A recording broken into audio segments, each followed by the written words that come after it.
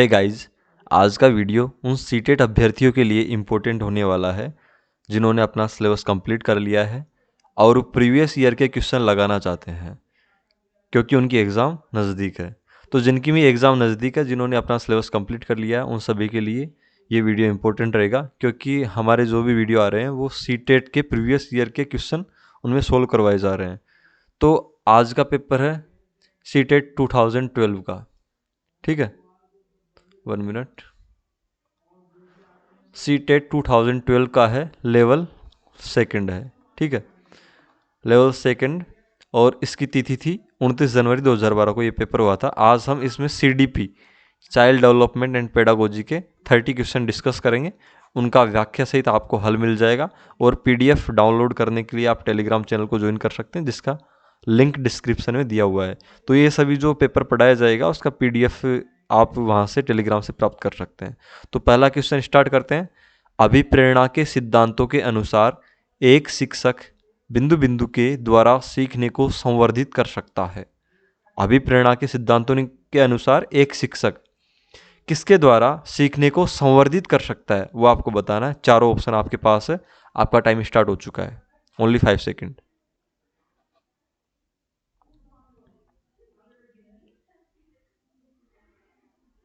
तो आपका time over हो चुका है और प्रत्येक ऑप्शन को डिस्कस करते हैं कि भाई पूछा क्या जा रहा है। अभिप्रेरणा के सिद्धांतों के अनुसार एक शिक्षक किसके द्वारा सीखने को संवर्धित कर सकता है?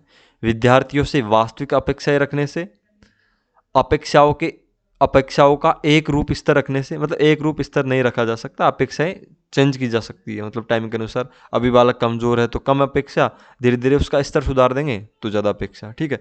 विद्यार्थियों से किसी प्रकार की अपेक्षाएं न रखे, नेगेटिव आंसर है, ये नहीं होगा। विद्यार्थियों से बहुत उच्च अपेक्षाएं, ये भी पॉसिबल नहीं है, मतलब आदर्श स्थिति नहीं मानी जाएगी। जो वास्तविक स्थिति है वही मनोविज्ञान में मानी जाती है। तो वास्तविक अपेक्षाएं रखकर, तो कुल मिला के आपको प्रश्न समझ में आ गया होगा। अभिप्रेरणा के सिद्धांतों के अनुसार एक शिक्षक किसके द्वारा सीखने को संवर्धित कर सकता है? वह सीखने को संवर्धित इसके द्वारा कर सकता है कि वह बालकों से एक वास्तविक अपेक्षा रखे, मतलब 8वीं क्लास के बालक से उतनी ही अपेक्षा रखे जितना कि वह 8वीं क्लास के अनुरूप कर पाएगा। ऐसा नहीं कि उससे 10th क्लास का क्वेश्चन सोल्व करवाने की अपेक्षा रखे। इंटेलिजेंट होने का मतलब ये नहीं है कि वो 8वीं क्लास में 10th का क्वेश्चन सोल्व कर ले, ठीक है। और किसी बालक की क्षमता कम है तो उससे उतनी ही अपेक्षा रखे, ठीक है। तो वास्तविक अपेक्षाएं रख के ही सीखने को संवर्धित कर सकता है, मतलब बढ़ा सकता है, बालकों के सीखने को बढ़ा सकता है, ठीक है। संवर्धित मतलब एक तरीके से प्योर कर सकता है। ऐसा नहीं है कि मतलब कागजों में दिखा क्या रखा है और वास्तविकता क्या है, ठीक है। तो बच्चों से जो लेवल है उनका उतनी ही अपेक्षा रखे, तब जाके ही बच्चा अधिक से अधिक सीख पाएगा, ठीक है। विकास शुरू होता है, बिल्कुल मतलब इतना इजी क्वेश्चन है, आप दे पाएंगे इसका आंसर। प्रसव पूर्व अवस्था से विकास मतलब जन्म पूर्व से शुरू हो जाता है, मतलब जब बच्चा जन्म लेता है उसके पूर्व से विकास प्रारंभ हो जाता है, मतलब गर्भावस्था से। तो गर्भावस्था को ही प्रसव पूर्व अवस्था कहते हैं। इन दोनों की व्याख्या आप यहाँ पे देख सकते हैं। इसमें ऑप्शन नंबर ए सही होगा प्रथम क्वेश्चन में, और इसमें ऑप्शन नंबर बी, ठीक है। इनकी व्याख्या आप पढ़ सकते हैं। चलते हैं थर्ड नंबर क्वेश्चन पे। बहुविध बुद्धि सिद्धांत के अनुसार सभी प्रकार के पशुओं, खनिजों और पेड़ पौधों को पहचानने और वर्गीकृत करने की योग्यता कहलाती है। मतलब ये कुल मिला के ऐसा क्वेश्चन आता है बहुविध सिद्धांत के अनुसार, मतलब ये चीज़ें दे रखी है और कौन सी योग्यता में आएगा, ठीक है। तो ये पशु, खनिज, पेड़ पौधे कौन सी चीज़ में आएंगे? तार्किक गणितीय बुद्धि में आएंगे? बिल्कुल नहीं आएंगे। गणना करना ये आता है, ठीक है, मैथमेटिकल इक्वेशन ये आती है। प्राकृतिक बुद्धि में हाँ बिल्कुल आएंगे, ठीक है। भाषिक बुद्धि में भाषा से संबंधित नहीं है, पशु, खनिज, पेड़ पौधे ये सब के सब प्राकृतिक है, ठीक है। ये भाषिक बुद्धि नहीं आएगा, स्थानिक बुद्धि में नहीं आएगा। कुल मिला के इसका ऑप्शन नंबर बी सही होगा। आप यहाँ पे इसकी व्याख्या देख सकते हैं। क्वेश्चन नंबर 4 पे चलते हैं। अधिकांश व्यक्तियों की बुद्धि औसत होती है, बहुत कम लोग प्रतिभा संपन्न होते हैं और बहुत कम व्यक्ति मंदबुद्धि होते हैं। यह कथन बिंदु बिंदु यानी किसके प्रतिस्थापन सिद्धांत पर आधारित है? तो ये 4 ऑप्शन दे रखे हैं, कौन सा आंसर होगा। मैं आपको वापस से क्वेश्चन समझा देता हूँ कि क्वेश्चन का कहने का मतलब है कि बहुत कम लोग होते हैं जो कि प्रतिभावान होते हैं और बहुत कम लोग होते हैं जो कि मंदबुद्धि होते हैं। ज़्यादातर जो लोग होते हैं उनकी बुद्धि औसत होती है। तो ये किस सिद्धांत पे आधारित है?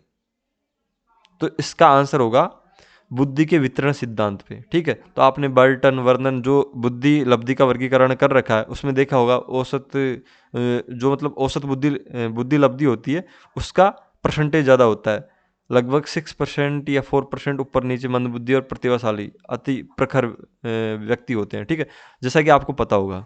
तो ऑप्शन नंबर 20 में सही होगा और इसकी व्याख्या आप यहाँ पे देख सकते हैं। नेक्स्ट क्वेश्चन पे चलते हैं, क्वेश्चन नंबर 5। क्वेश्चन नंबर 5 में क्या है? सहयोगी अधिगम। सहयोगी अधिगम में अधिक उम्र के प्रवीण विद्यार्थी छोटे और कम निपुण विद्यार्थियों की मदद करते हैं। सहयोगी अधिगम क्या होता है? जिसमें कि अधिक उम्र मतलब यानी कि 10 साल का बालक जिसको कि ज़्यादा नॉलेज है और इंटेलिजेंट है, वह 7 से 8 साल के बच्चे को मतलब यानी कि सिखाएगा, और वो जो कि बच्चा कमज़ोर है उसको सिखाएगा। ठीक है, विद्यार्थियों की मदद करते हैं। इससे क्या होता है? 4 ऑप्शन दे रखे हैं, कौन सा सही होगा आप बताइए। तो इसमें आंसर आएगा गहन प्रतियोगिता होती है, बिल्कुल नहीं। उच्च नैतिक विकास, नैतिक विकास की इसमें कोई बात नहीं कर रखी। समूह में द्वंद्व नहीं होता। उच्च उपलब्धि और आत्मसम्मान विकसित होता है। उच्च उपलब्धि और आत्मसम्मान किन में? प्रवीण विद्यार्थियों में विकसित होता है। ठीक है, तो इसका जो व्याख्या है वो यहाँ पे देख सकते हैं आप। चलते हैं क्वेश्चन नंबर 6 पे। जब पूर्व का अधिगम नई स्थितियों को सीखने को बिल्कुल प्रभावित नहीं करता तो यह कहलाता है। ये क्वेश्चन आपको रटाव में आ गया होगा, बिल्कुल इजी क्वेश्चन है। जब पहले की चीज़ें जो सीखी गई है वो नई स्थिति में सीखी जा रही चीज़ों को प्रभावित नहीं करेगी तो अधिगम का शून्य स्थानांतरण कहलाएगा। इसकी व्याख्या भी आप यहाँ पे देख सकते हैं। ठीक है, हाँ ये थोड़ा अच्छा क्वेश्चन है। चिंतन अनिवार्य रूप से क्या है? संज्ञानात्मक गतिविधि। संज्ञानात्मक का मतलब मानसिक, संज्ञानात्मक संज्ञानात्मक पक्ष का मतलब मानसिक पक्ष होता है जो कि बुद्धि से मस्तिष्क से संबंधित, बुद्धि से संबंधित होता है।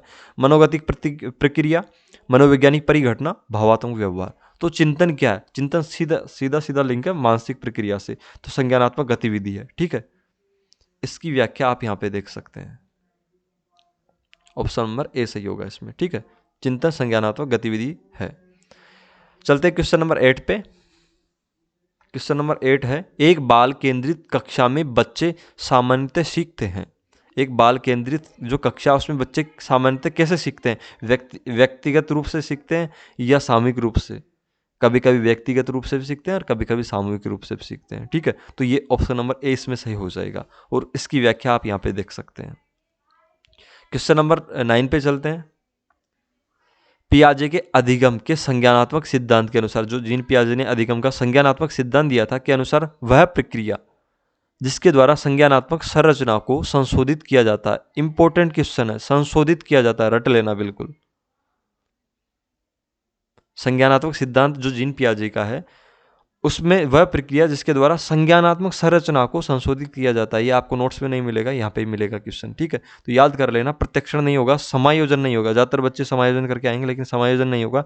स्कीमा का इससे कोई रिलेशन नहीं है, समावेशन होगा इसका आंसर। ठीक है, आप यहाँ पे इसकी व्याख्या देख सकते हैं। चलते हैं क्वेश्चन नंबर 10 पे। एक शिक्षिका अपने शिक्षार्थियों को सदैव इस रूप में सहायता करती है कि वे एक विशेष क्षेत्र से प्राप्त ज्ञान को दूसरे विषय क्षेत्रों के ज्ञान के साथ जोड़ सके। इससे बिंदु बिंदु को बढ़ावा मिलता है। किसको बढ़ावा मिलता है?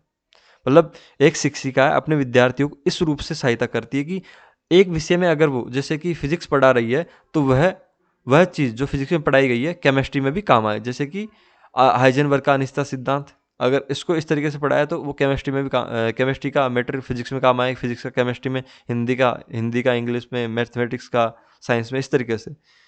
तो एक क्षेत्र का दूसरे क्षेत्र से मतलब जोड़ के पढ़ाना क्या कहलाता है? इससे बिंदु बिंदु को बढ़ावा मिलता है। किसको किसको बढ़ावा मिलता है? तो इसका आंसर होगा ज्ञान के सह संबंध एवं अंतरण।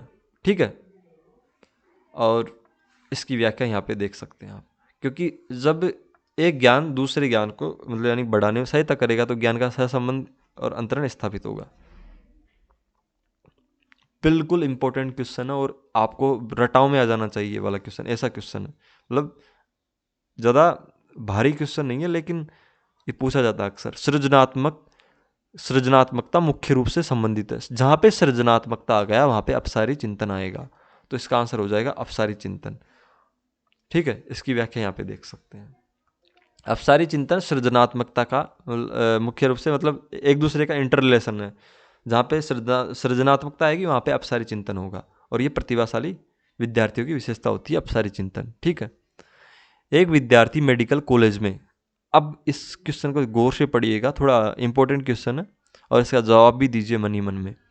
एक विद्यार्थी मेडिकल कॉलेज में, किसमें, मेडिकल कॉलेज में दाखिला लेने के लिए पढ़ता है, मतलब कठिन परिश्रम करता है। किसके लिए, केवल और केवल मेडिकल कॉलेज में दाखिला लेने के लिए कठिन परिश्रम करता है, ताकि वह प्रवेश परीक्षा में उत्तीर्ण हो सके। क्यों पढ़ता है, कि वो एक मेडिकल कॉलेज में दाखिला लेने के लिए पढ़ता है ताकि वह उसकी परीक्षा में उत्तीर्ण हो जाए, इसलिए ही पढ़ता है। केवल ऐसे नहीं पढ़ता खुद की मर्जी से, केवल इसलिए पढ़ता है कि उसका दाखिला हो जाए उस कॉलेज में, मेडिकल वाले में।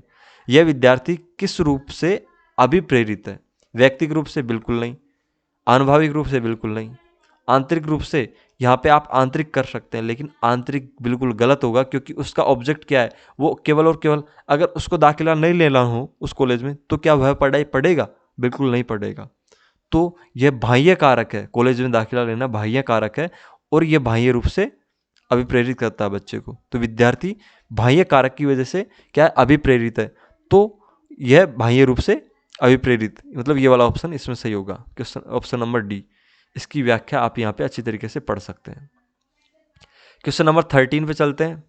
व्यवहार का करना पक्ष, व्यवहार का करना पक्ष बिंदु बिंदु में आता है, मतलब किस में आता है, सीखने के गतिक क्षेत्र में, सीखने के मनोवैज्ञानिक क्षेत्र में, संज्ञानात्मक क्षेत्र में, भावात्मक क्षेत्र में। तो भावात्मक क्षेत्र से करने का कोई संबंध नहीं है, संज्ञानात्मक क्षेत्र से भी करने का कोई संबंध नहीं है। करना जहाँ पे मतलब यानी कि आपकी आपकी शारीरिक क्रियाएं होंगी, मतलब मानसिक क्रियाएं भी होंगी, सभी की सभी क्रियाएं होंगी एक साथ। ठीक है, तो मनोवैज्ञानिक क्षेत्र से भी इसका संबंध नहीं है, गतिक क्षेत्र से इसका संबंध है, सीखने के गतिक क्षेत्र से। गतिक क्षेत्र मतलब इसमें शरीर का शारीरिक संचालन होगा। ठीक है, तो यहाँ पे आप इसकी व्याख्या पढ़ सकते हैं कि क्यों ऑप्शन नंबर ए सही हुआ। ठीक है, चलते हैं क्वेश्चन नंबर 14 पे। क्वेश्चन नंबर 14, विज्ञान एवं कला प्रदर्शनियाँ, संगीत एवं नृत्य प्रस्तुतियाँ तथा विद्यालय पत्रिका निकालना किसके लिए है, किसके लिए है। विज्ञान एवं कला प्रदर्शनियाँ, संगीत एवं नृत्य प्रस्तुतियाँ तथा विद्यालय पत्रिका निकालना किसके लिए है। चारों ऑप्शन आपके सामने, कौन सा आंसर होगा। 5 सेकंड आपको दिए जा रहे हैं, 5 सेकंड।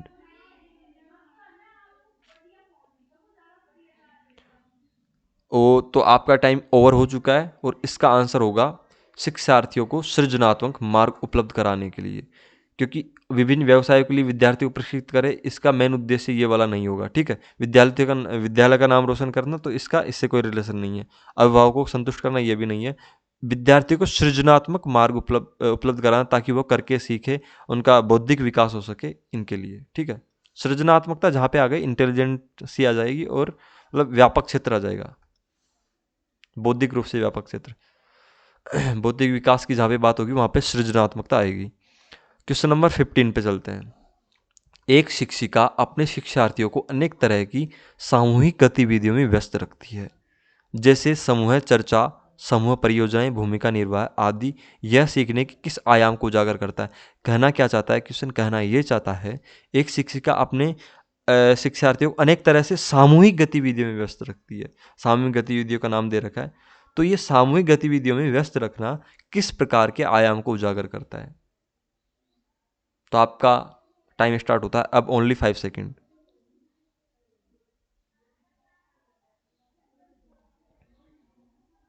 आंसर दीजिए, आपका टाइम ओवर हो चुका है।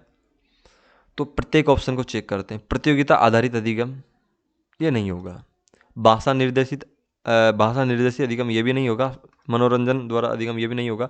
सामाजिक गतिविधि के रूप में अधिगम, क्योंकि ये सामूहिक गतिविधियों में व्यस्त रखती है, तो सामाजिक जो गतिविधियाँ होंगी वो होगी कुल मिला के, मतलब और लोगों से आपस में बच्चों से मतलब एक दूसरे से बातचीत करेंगे, मतलब किसी मुद्दे पे डिस्कस करेंगे, तो सामाजिक रूप से जो मूल्य होते हैं उनका विकास होगा। तो सामाजिक गतिविधि के रूप में अधिगम, ये वाला आंसर सही होगा। और ये क्यों सही हुआ, आप यहाँ पे इसकी व्याख्या पढ़ सकते हैं।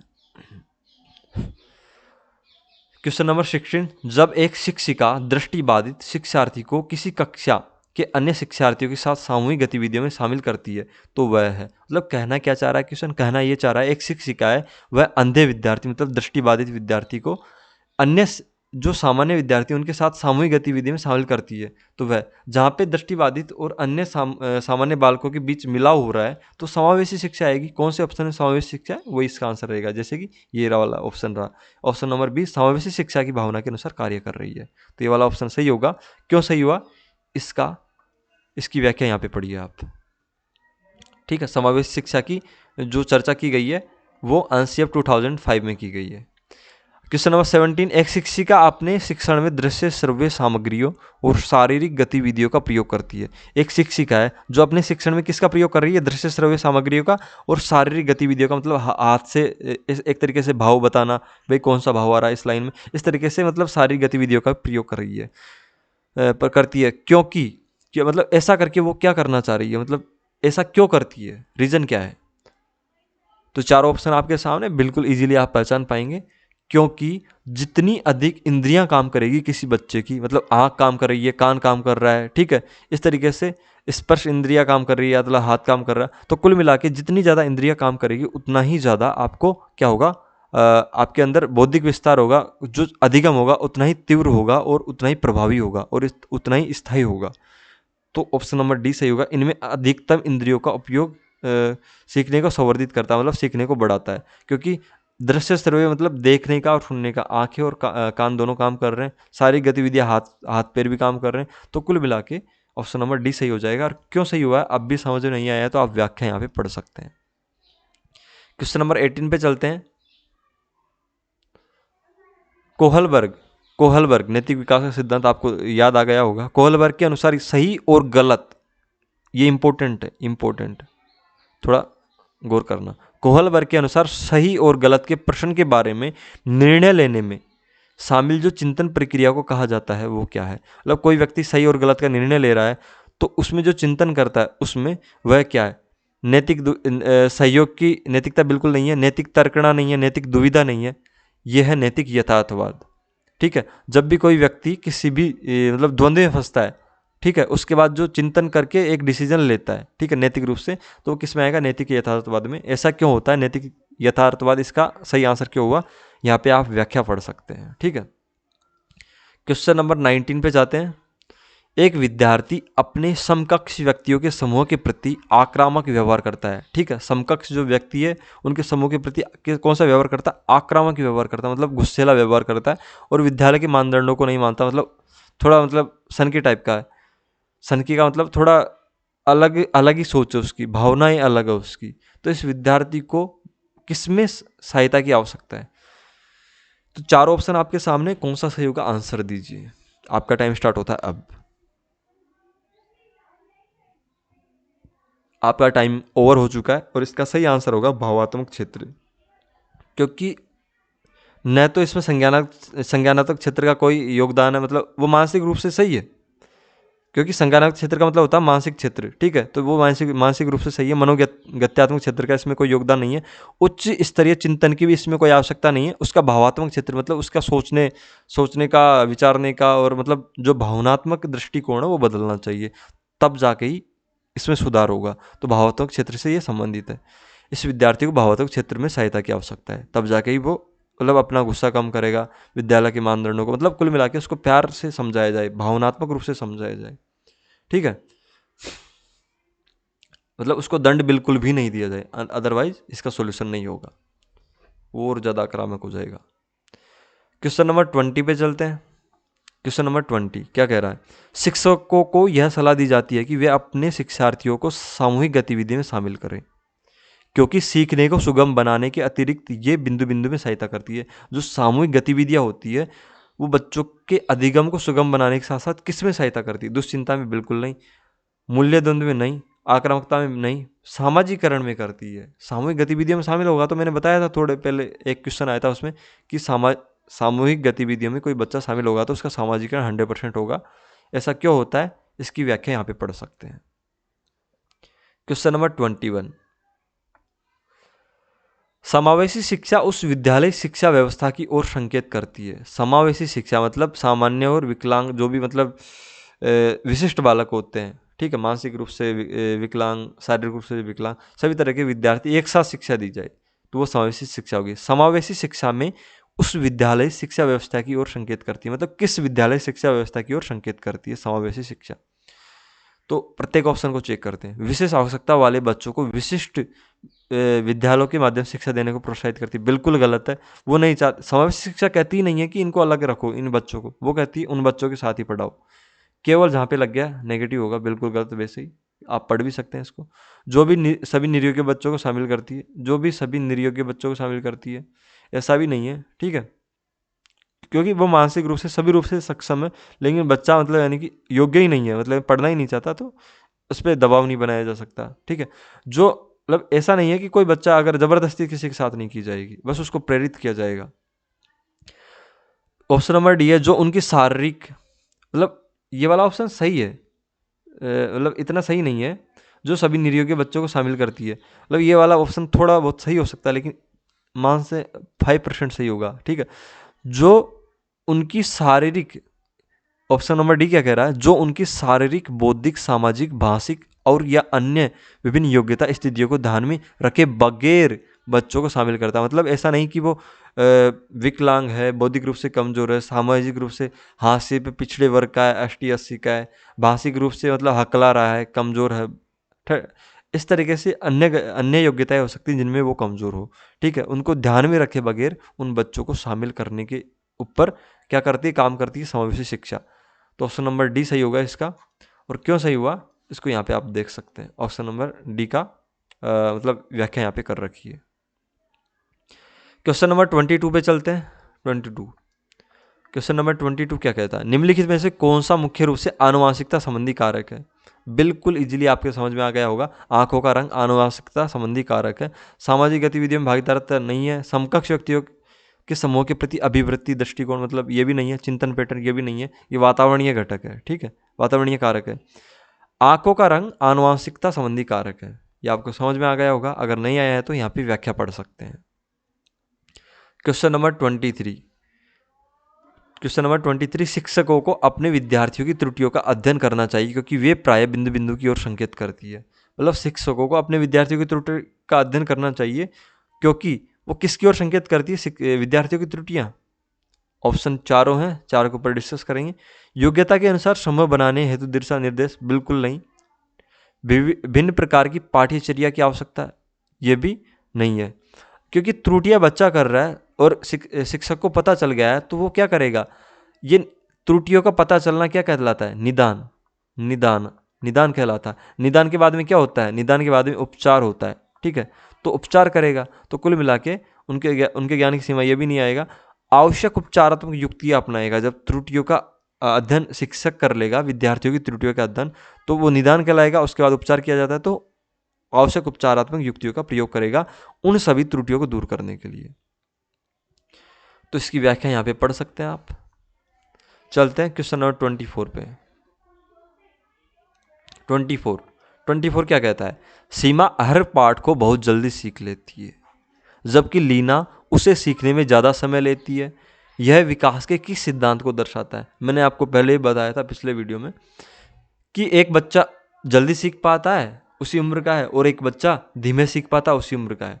तो ये व्यक्तिक विभिन्नता के सिद्धांत को दर्शाएगा कि प्रत्येक बालक विशिष्ट होता है इस दुनिया में।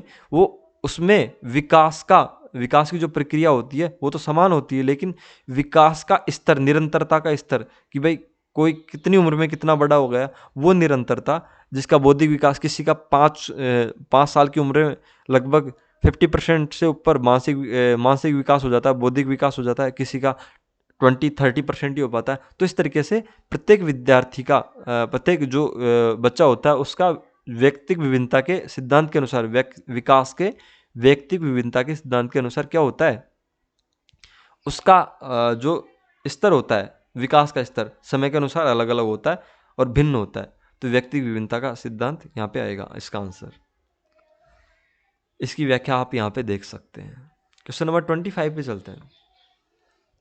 निम्नलिखित में से बिंदु बिंदु के अतिरिक्त सभी वातावरणीय कारक विकास को आकार देते हैं। मतलब सभी वातावरणीय कारक मतलब कौन सा ऑप्शन है जो कि वातावरणीय कारक नहीं है, ठीक है। तो वापस से क्वेश्चन को पढ़ते हैं। निम्नलिखित में से बिंदु बिंदु के अतिरिक्त सभी वातावरणीय कारक विकास को आकार देते हैं। तो पूछना क्या चाह रहा है कि किसके अतिरिक्त सभी वातावरणीय कारक विकास को आकार देते हैं, ठीक है। भाई कौन सा कारक है जो कि विकास में सहायता प्रदान नहीं करता।